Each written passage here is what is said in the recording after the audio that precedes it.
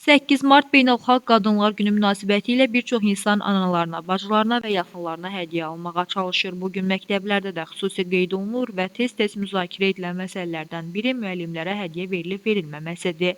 Təhsil mütəxəssislərinin fikrincə müəllimlərə hədiyyə vermək məcburi deyil. Bugünün əsas məqsədi qadınlara diqqət göstərmək və onların əməyini qiymətləndirməkdir.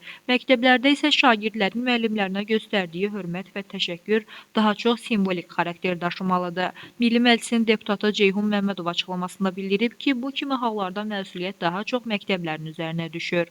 Onun sözlərinə görə məktəb rəhbərliyi və müəllimlər bu məsələdə diqqətli olmalı, hədiyyə məsələsinin məcburi xarakter almasına yol verməməlidir.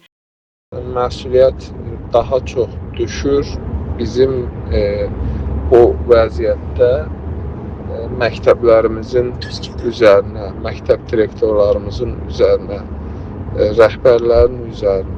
Artıq onlar məsuliyyət daşıyırlar. O mənada ki, bugün məktəblər belə hala yol verməməli.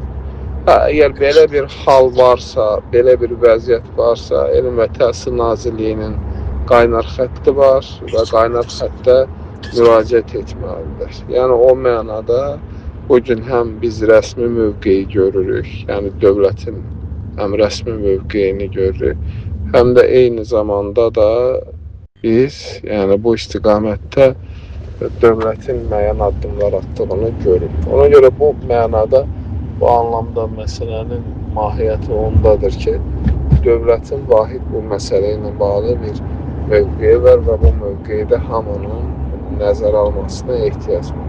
Təhsil üzrə ekspert Elçin Əfəndi isə qeyd edib ki, hədiyyə məsələsi tələb kimi qəbul edilməməlidir. Onun fikrincə, bu yalnız şagirdin və ya valideynin şəxsi təşəbbüsü ilə baş verən bir addım ola bilər.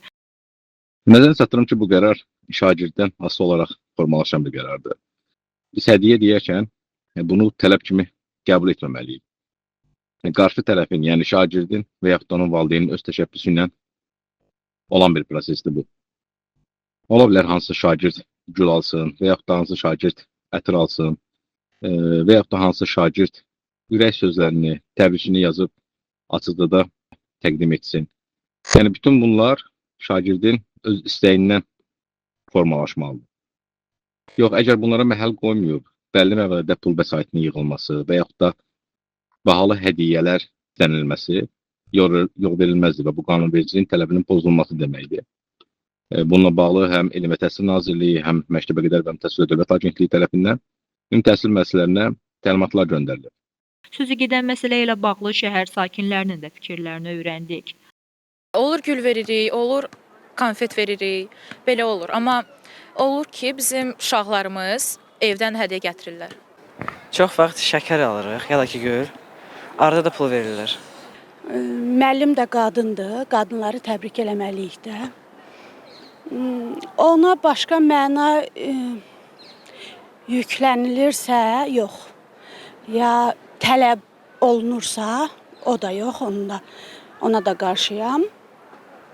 Amma bayramda necə başqa bayramlarda bir-birimizi təbrik eləyirik, 8 Martda eynən. Məncə normal bir şeydir də. Hər müəllim üçün ki, onlar da qadındır, onlara da hədiyyə verə bilərsiniz. Yəni mən qarşısında deyiləm, yəni mən bu fikirlərə razıyam. Hədiyyə edirsiniz məsəl üçün?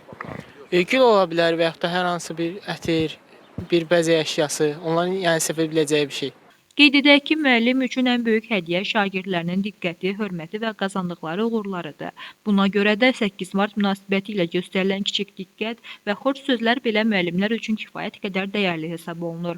Beləliklə, aparılan araşdırmalar göstərir ki, 8 Martda müəllimlərə hədiyyə vermək məcburi deyil. Əsas məsələ bugünün ruhuna uyğun olaraq diqqət, hörmət və təşəkkürün ifadə olunmasıdır.